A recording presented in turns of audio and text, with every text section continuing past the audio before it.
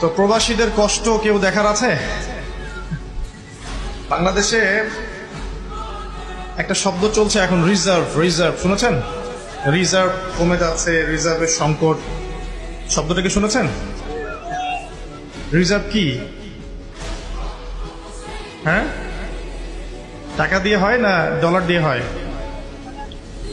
Reserve একটা কান্ট্রির উন্নতি, অগ্রগতি, প্রোগ্রেসের অন্যতম একটা মানদণ্ড বোঝা যায় সারা ওয়ার্ল্ডে।